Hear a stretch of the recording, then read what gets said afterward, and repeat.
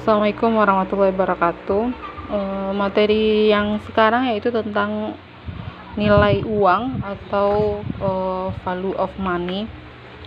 Jadi kita akan menentukan nilai uang sekarang, kita lihat di tahun depan, seperti itu. Ini fungsinya buat apa? Buat kita melakukan perencanaan di bagian keuangan, atau kita merencanakan sebuah proyek.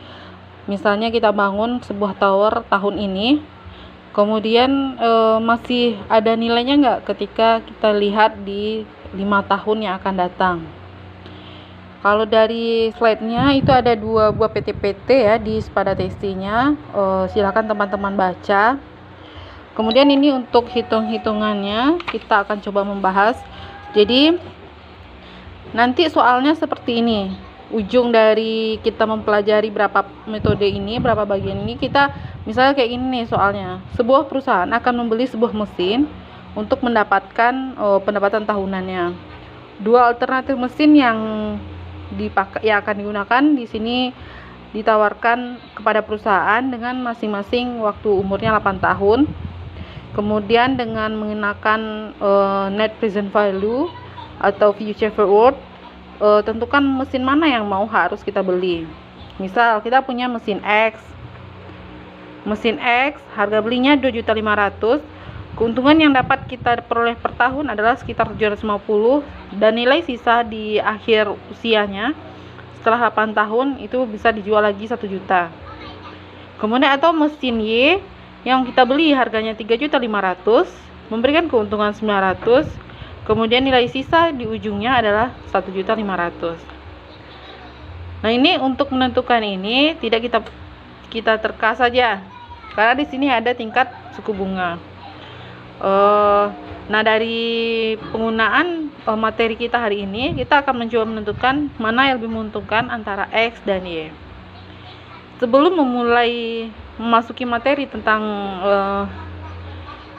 nilai uang ini, perlu digarisbawahi di sini ada kita bicara bunga atau tingkat suku bunga per tahun. Ini kita nggak hitung-hitungan riba ya, maksudnya wah saya minjam bu itu riba bu, nggak usah, bukan seperti itu ya. Nanti jawaban di lembar jawabannya bukan seperti itu. Ini adalah real seperti mana perekonomian yang ada di negara kita. Oke, sebelum melanjutkan kita akan melihat pertama kali yaitu diagram arus kas. Oh ya, untuk teori dan bla-blanya saudara bisa lihat di slide ya, di 2 slide yang di PPT ya, 2 slide PPT yang di SPADA TC. Ini kita lihat dulu diagram arus kas. Pertama kita akan menggambarkan garis horizontal untuk menunjukkan skala waktu yang bergerak dari kiri ke kanan. Berarti kalau kita melakukan proses perhitungan seperti soal yang nomor 11 tadi, soal contoh 7 tadi, itu ada 8 tahun, maka kita akan menggambarkannya 8 tahun.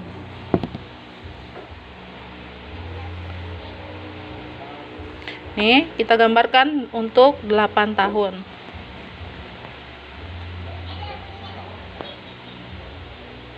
Nih, 1, periode 1, 2, 3, 4, 5, 6, 7, 8. Artinya kita membaca di sini kegiatan kita ada untuk 8 periode atau 8 tahun. Di sini yang di awal ini adalah berarti adalah awal tahun pertama, akhir tahun pertama atau awal tahun kedua, awal tahun ketiga atau akhir tahun kedua, dan seterusnya. Kemudian ada anak panah. Anak panah menggambarkan arus kas masuk dan arus kas keluar.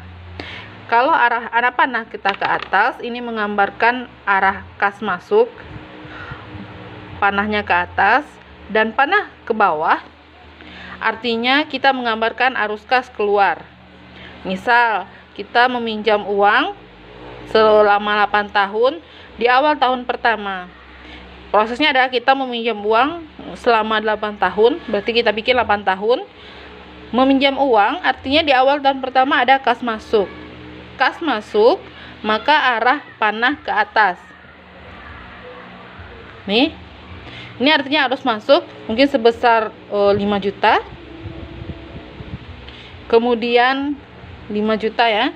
Kemudian akan kita bayar di akhir tahun ke-8. Berarti arus kas keluar. Ini berapa yang kita bayar? Kita akan melihat dari proses yang dilaksanakan.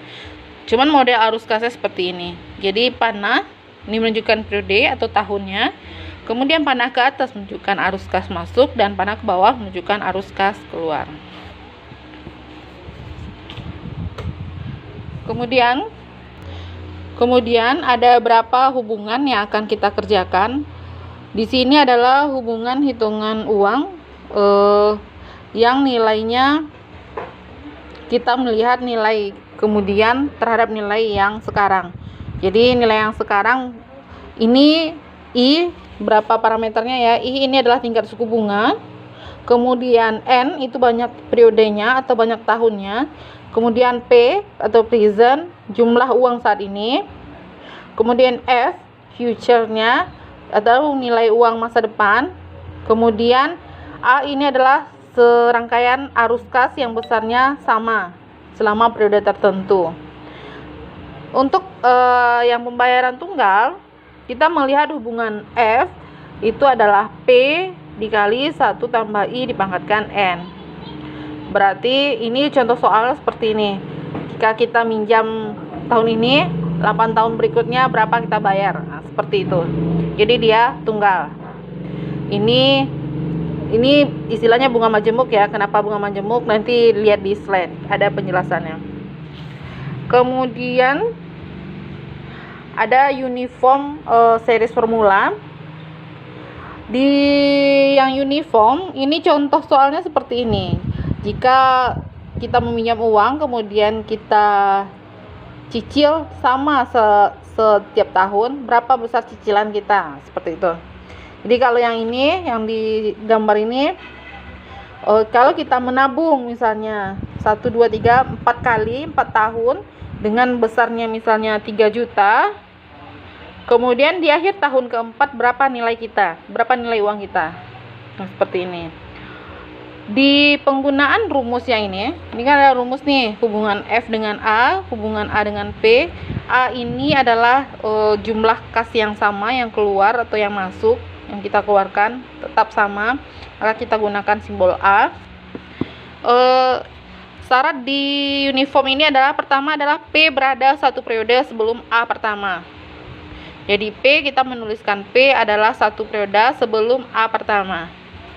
Kemudian F berada bersamaan dengan A terakhir, seperti ini. Jadi kalau F-nya di sini kita bisa menggunakan rumus yang ini. Tapi kalau nanti bergeser, nanti ada beberapa soal yang dia misalnya kita nyicil di 4 tahun nih, 4 kali. Ternyata kita lihat berapa uang kita di akhir tahun ke-10. Maka F-nya 2 kali nanti ngitungnya. Jadi yang penggunaan rumus ini model kasnya kayak ini.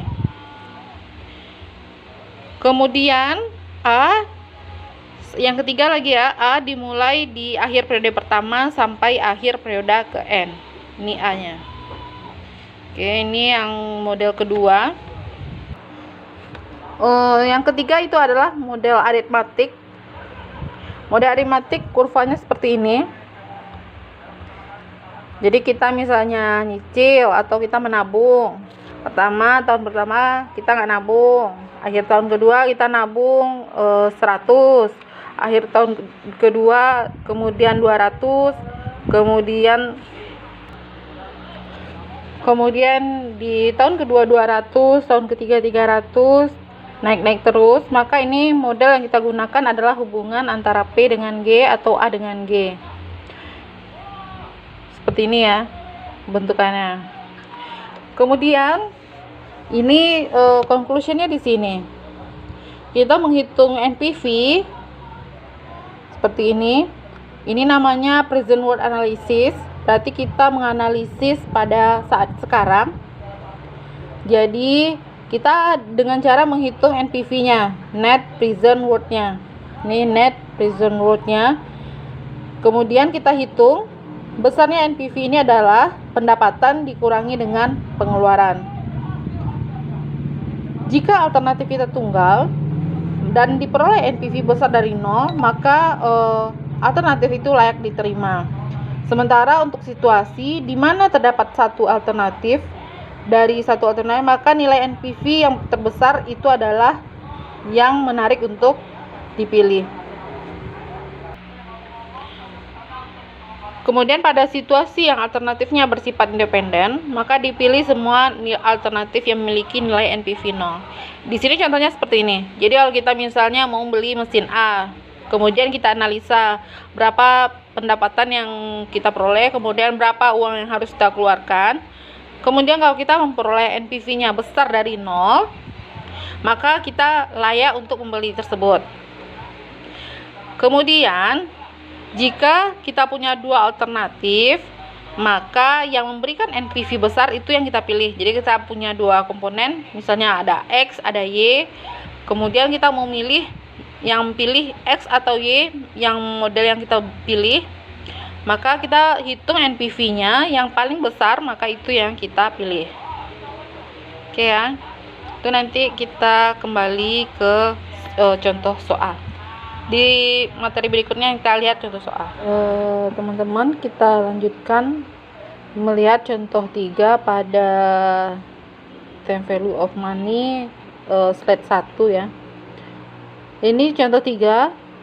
Seorang meminjam uang Rp1.000 selama 4 tahun. Ini jawabannya jangan diikhlasin ya. Ini kita lagi ngitung. Jadi dia minjam 1.000 selama 4 tahun. Kemudian berapa banyak yang harus dibayar kembali orang tersebut dengan pembayaran di akhir tahun keempat dengan suku bunga 10%. Maka kita perhatikan, kita buat dulu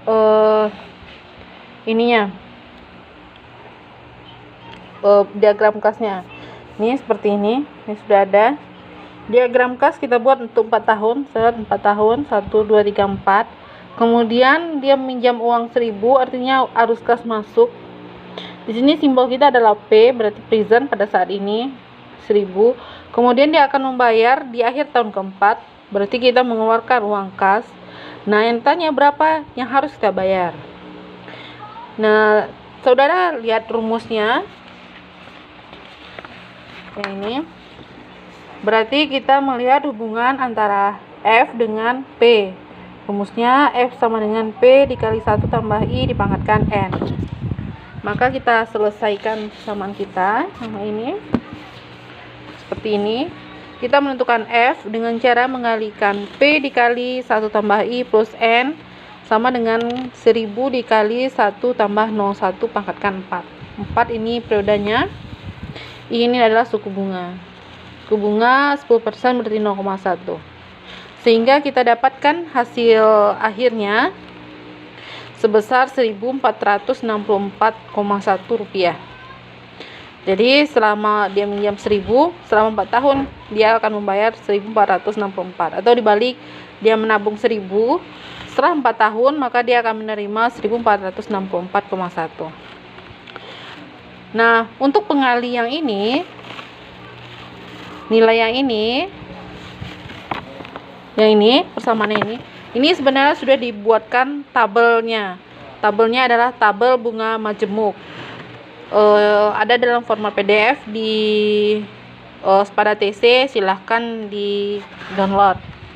Ini juga nanti akan mengganti koefisien pada di sini. Yang ini juga sudah ada yang ininya. Kemudian yang di bawahnya juga ada.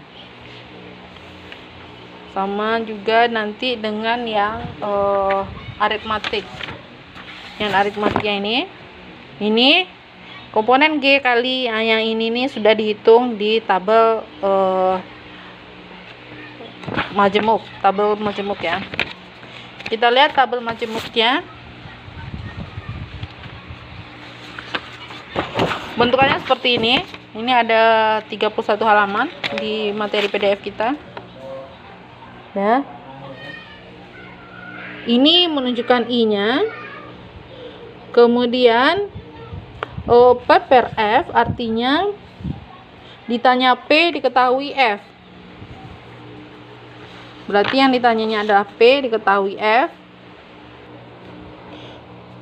P per F, berarti ada ditanya P jika diketahui F. Kemudian di sini periodenya. Kemudian di sini ada PF, kemudian ditanya F diketahui P, kemudian ditanya P diketahui A, seterusnya sampai ini. Jadi misalnya seperti ini. Ini kita ngelihat tabel bunga majemuk. Kita perhatikan, ini sudah ada penjelasannya juga di materi time value of money yang kedua. Di sini menunjukkan periodenya, kemudian di sini adalah bunganya. Kemudian ini nilai konstanta yang kita hitung.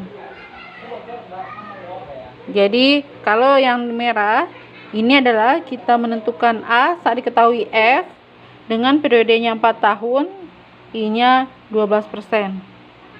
Cara menuliskannya A per F, berarti kita cari A diketahui F di 12%, 4 tahun. Kita coba menggunakan tabel pada penyelesaian contoh yang 3 tadi.